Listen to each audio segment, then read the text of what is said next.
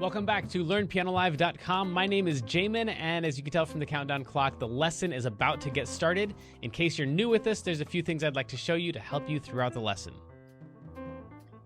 All right, today's going to be a lot of fun. We're going to be talking about writing solos, and I don't want to sugarcoat this for you. It's probably not for absolute beginners. Although we are going to start very slow, very basic, the difficulty level is going to escalate pretty quickly, so you already need to know some stuff about chords and scales and intervals and probably have several songs that you can play comfortably well. But as always, the goal is not this song. The solo that we're doing today is not special at all. In fact, it's not even made up yet. We're going to make it up together. But the goal is that you would take the principles that we use today, take the ones that you like, leave the rest, and hopefully leave just a little bit better than you are right now.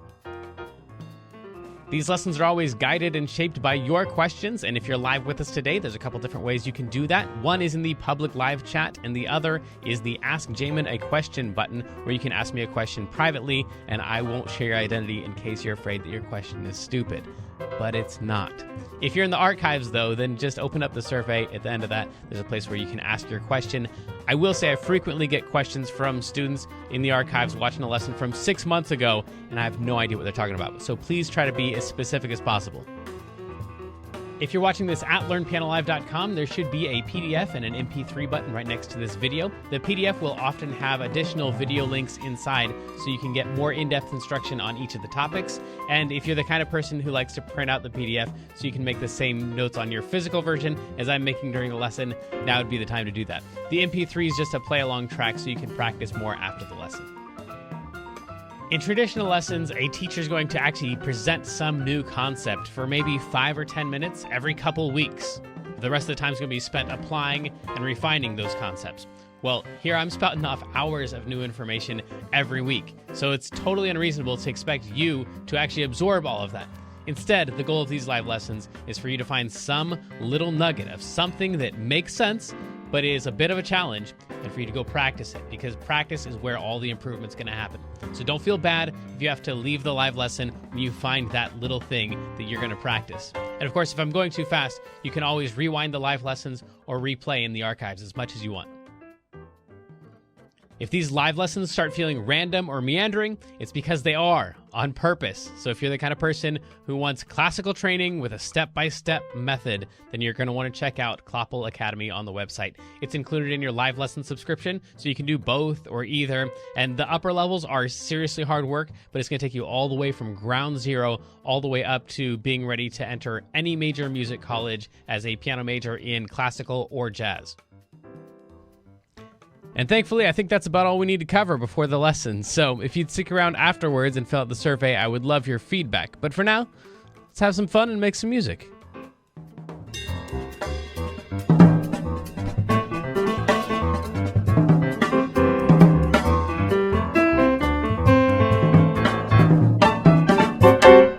Hey everybody, it's just me.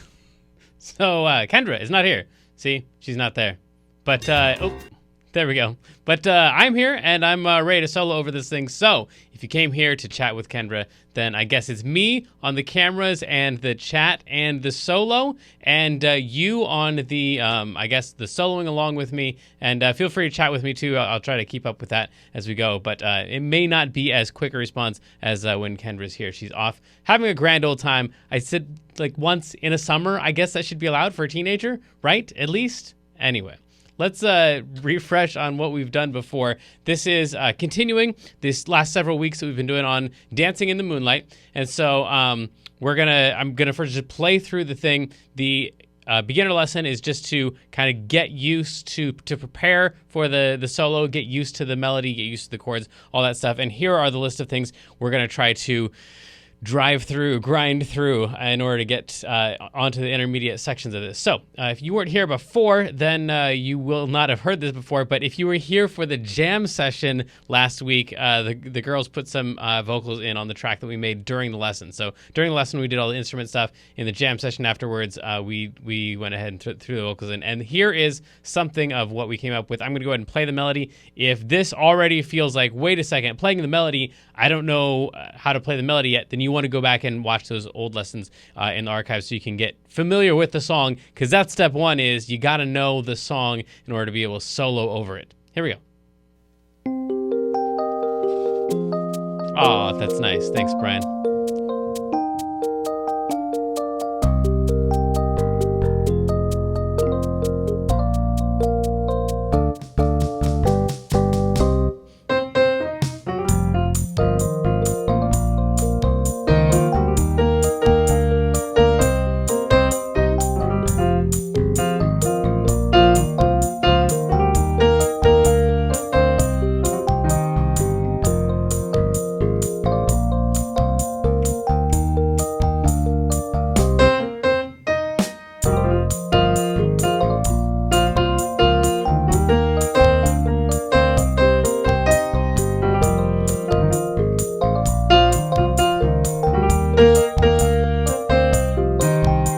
Dancing in the moonlight, everybody's feeling warm and bright. It's such a fine and natural sight. Everybody's dancing in the moonlight.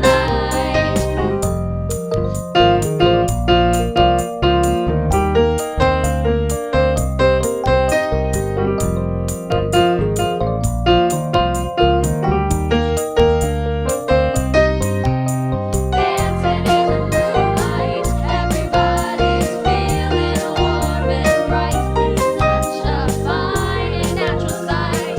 Everybody's dancing in the moonlight. And here's the solo part that we kind of put a solo in last time. It was a harmonica solo, but was not really digging that very much. So we will go ahead and replace that today. That's our job. And then come back in here with the melody.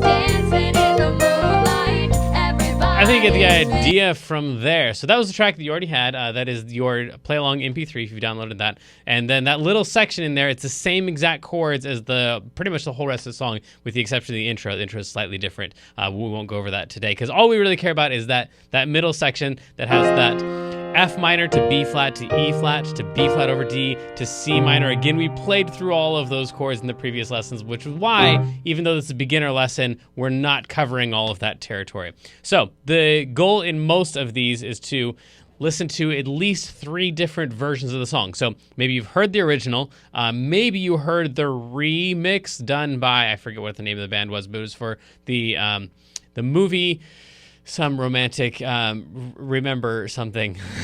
I don't remember it. Walk to Remember, that's the one.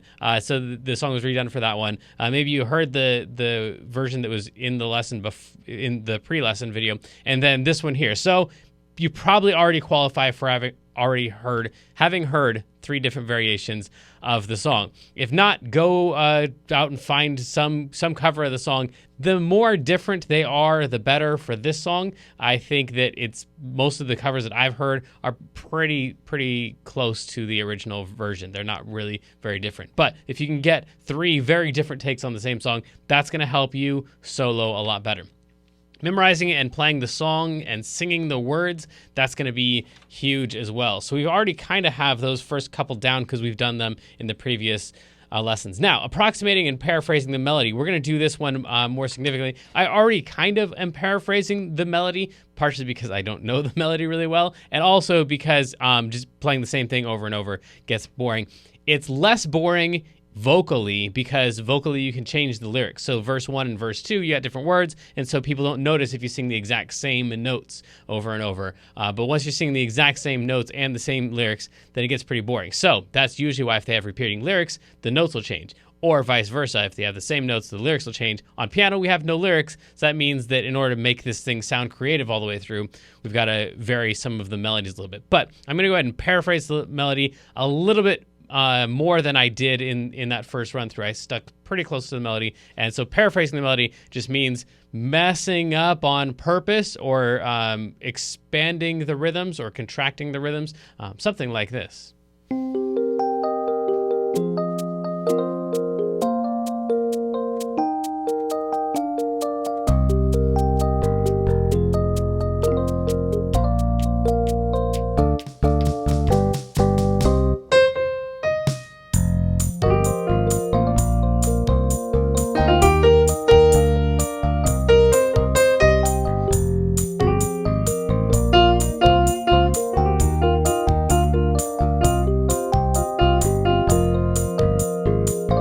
really like taking phrases and cramming them together into little segments,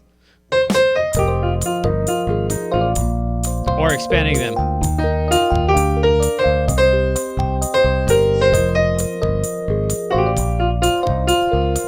So both of those are going to be very helpful. If you can do that along with a song, then you're way ahead on this soloing thing already, because that pretty much kind of sounds like a solo already. Just using those notes and messing with them a little bit by expanding the melody and contracting the melody is going to be huge. So one more time, we're going to skip all that intro stuff there so we can just jump right into it. Let's go even farther. Here we go.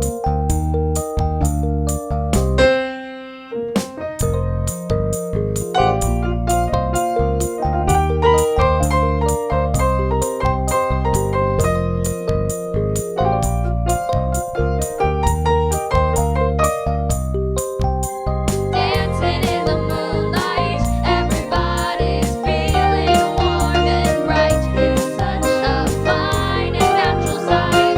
Everybody's dancing in the moonlight.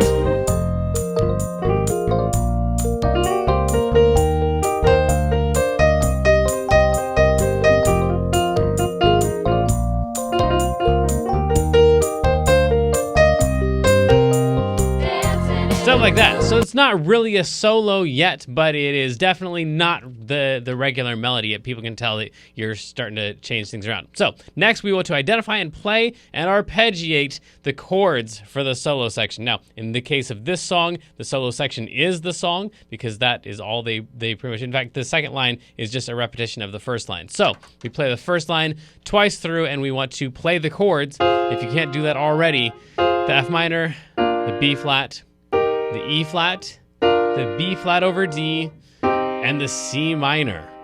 So those ones right there, we'd first just play them. F minor, B flat, E flat, B flat over D, C minor. F minor, B flat, E flat, and then arpeggiating them just means playing them one note at a time. Dancing in the moonlight, B flat, everybody's feeling flat, warm B and flat, bright. C minor, It's such a fine F minor, and natural sight. B flat, Everybody's B dancing flat, B in flat, the C minor. moonlight. Or, if you can, playing it over multiple octaves. So that's an F minor and that's an F minor. So I could run through these notes first and then play these notes. It would sound something like this. Dancing in the moonlight, B flat, everybody's feeling E flat, B warm flat, and bright. C minor, Such a fine F minor, and natural sight. B flat, Everybody's B dancing flat, B flat, in the C minor, moonlight. F minor, E flat, B flat, C minor, F, B flat, E flat. I can't call them out and play them at the same time.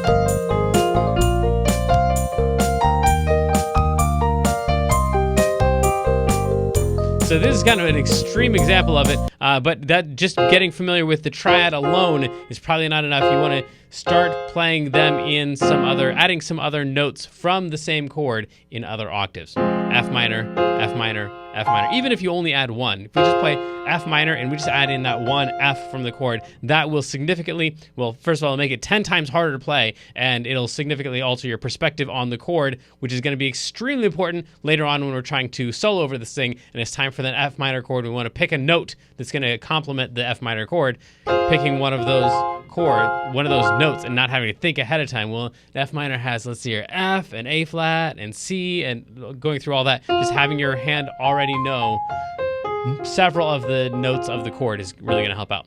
Then we want to identify and play the key and the scales. So the key is going to be pretty easy here. It's just E flat. And we already talked about this one before in the other lessons.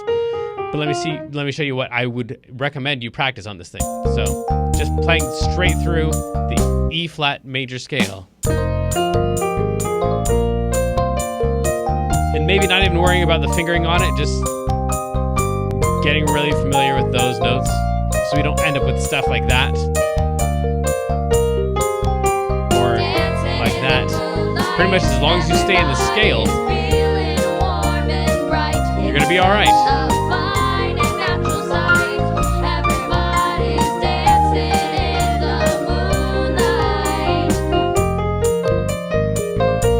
In both directions, up and down.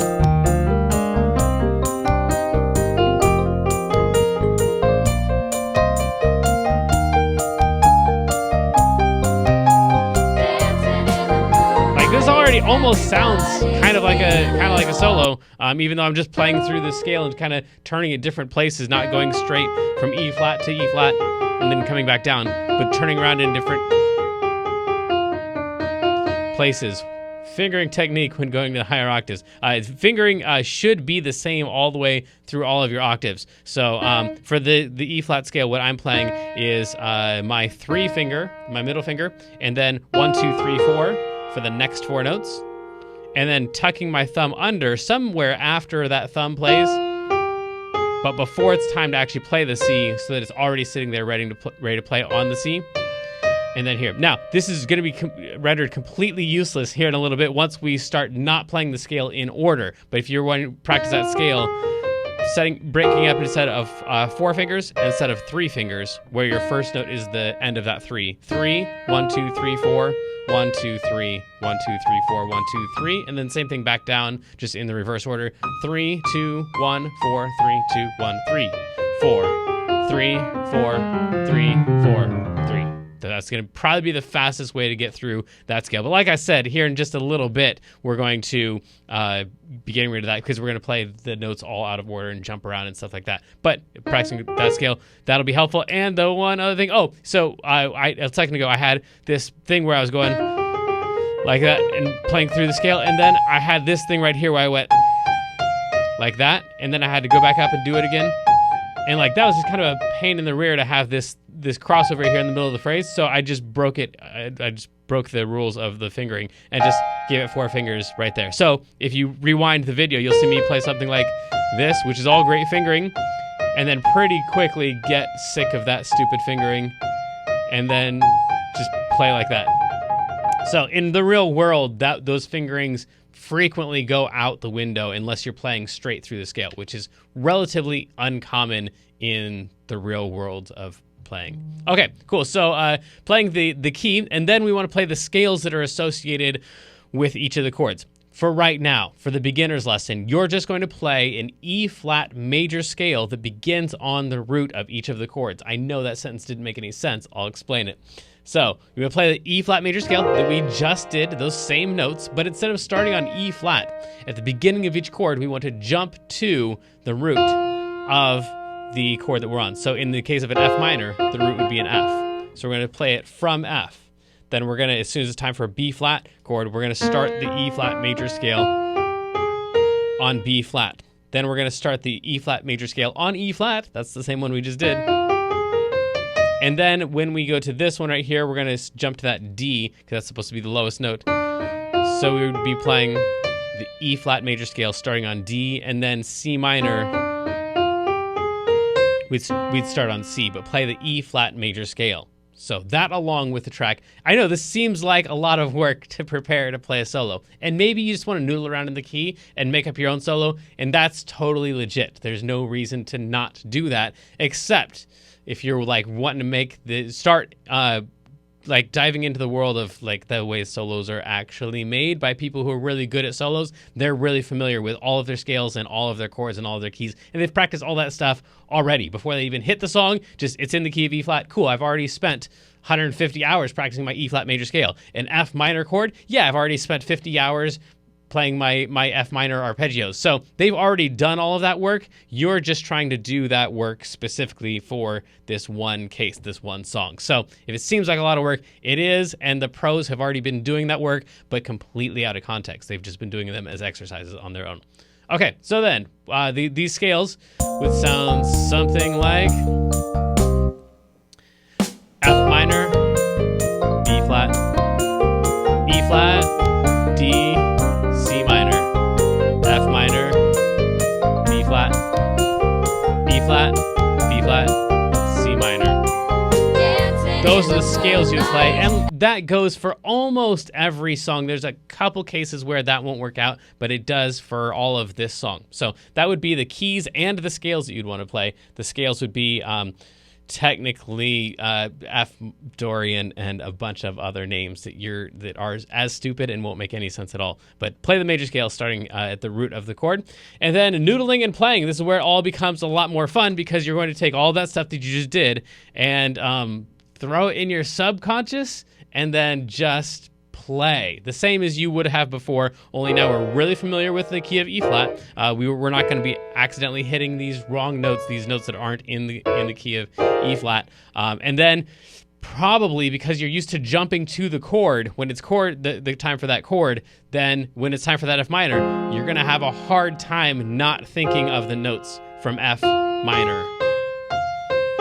So we might be playing along in our scale and noodling around, and then it's time for an F minor, and we end up playing notes out of the F minor chord. That would sound something like this.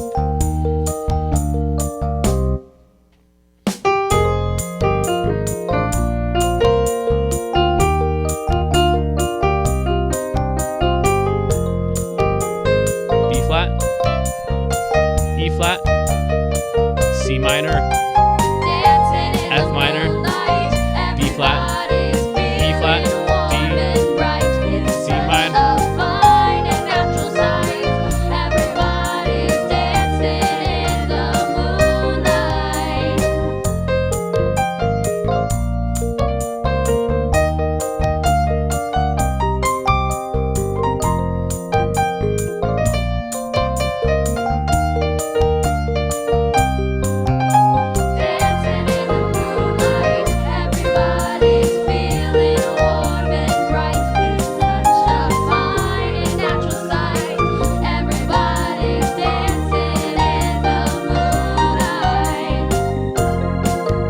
And here's where we're actually supposed to be playing our solo. So I guess we'll slow down, noodle again, writing a solo by ear. Kind of these last two are very similar, except at some point you're going to noodle a whole lot, kind of end up with stuff that you kind of like. That one that what was it? An F minor chord. I liked that one a lot. I probably am not supposed to. It's not anywhere in the chord.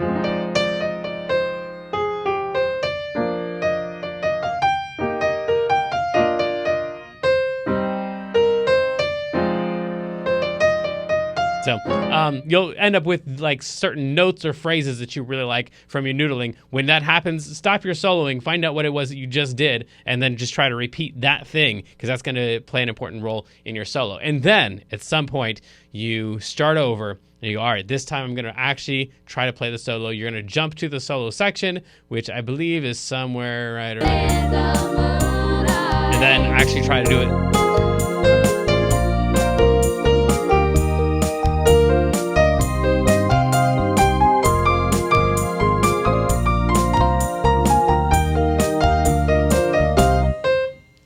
And that was our whole solo. And then you go back and you try it again, just as a solo, instead of trying to do the whole thing and just noodle out throughout the whole entire song. Take a little section and try to actually play a solo. And if you've done all the preparation work correctly, it should sound way better than your noodling that you did at the very beginning, just like trying to make something up that would sound cool. You're probably, in most cases, especially adult students, pretty lost on what are the notes that I'm supposed to play? Tell me the right notes. So those are the right notes. I think we're going to go ahead and move on to the intermediate version of this and start trying to write more legit sounding solos, or more official. I don't know what you'd call it. We're going to go through the actual real rules. But for now,